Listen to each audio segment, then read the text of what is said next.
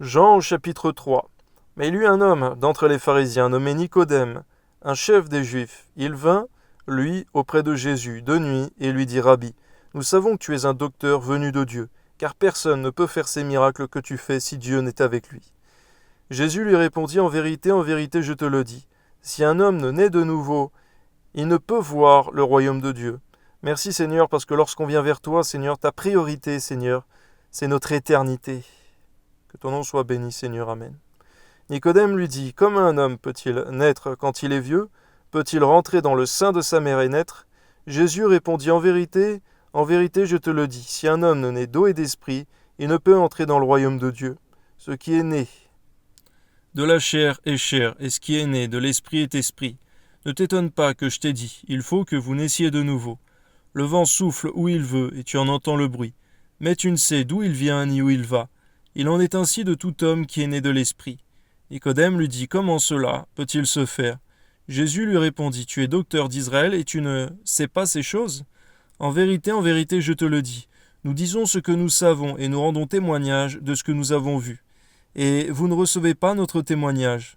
Si vous ne croyez pas quand je vous ai parlé des choses terrestres, comment croirez-vous quand je vous parlerai des choses célestes? Personne n'est monté au ciel, si ce n'est celui qui est descendu du ciel, le Fils de l'homme qui est dans le ciel. Et comme Moïse éleva le serpent dans le désert, il faut de même que le Fils de l'homme soit élevé, afin que quiconque croit en lui ne périsse point, mais qu'il ait la vie éternelle. Alléluia. Car Dieu a tant aimé le monde, qu'il a donné son Fils unique, afin que quiconque croit en lui ne périsse point, mais qu'il ait la vie éternelle. Dieu, en effet, n'a pas envoyé son Fils dans le monde pour qu'il juge le monde, mais pour que le monde soit sauvé par lui. Celui qui croit en lui n'est point jugé, mais celui qui ne croit pas est déjà jugé, parce qu'il n'a pas cru au nom du Fils unique de Dieu. Ce jugement, c'est que la lumière, étant venue dans le monde, les hommes ont préféré les ténèbres à la lumière, parce que leur œuvre était mauvaise. Car quiconque fait le mal est la lumière, et ne vient point les lumières, de peur que ses œuvres ne soient dévoilées. Mais celui qui agit selon la vérité vient à la lumière, afin que ses œuvres soient manifestées, parce qu'elles sont faites en Dieu. Donne-nous de ne faire que des œuvres en Dieu, des œuvres de lumière, Seigneur, des œuvres selon toi. Amen. Après cela, Jésus, accompagné de ses disciples, se rendit dans la terre de Judée. Et là, il demeurait avec eux, et il baptisait. Jean aussi baptisait à Hénon, près de Salim, parce qu'il y avait là beaucoup d'eau. Et on y venait pour être baptisé, car Jean n'avait pas encore été mis en prison. Or, il s'éleva de la part des disciples de Jean une dispute avec les Juifs touchant la purification. Ils vinrent trouver Jean et lui dirent, Rabbi, celui qui était avec toi au-delà du Jourdain, et à qui tu as rendu témoignage, voici, il baptise, et tous vont à lui. Jean répondit, un homme ne peut recevoir que ce qui lui a été donné du ciel. Amen. Vous-même m'êtes témoin que j'ai dit, je ne suis pas le Christ, mais j'étais envoyé devant lui. Celui à qui appartient l'épouse, c'est l'époux.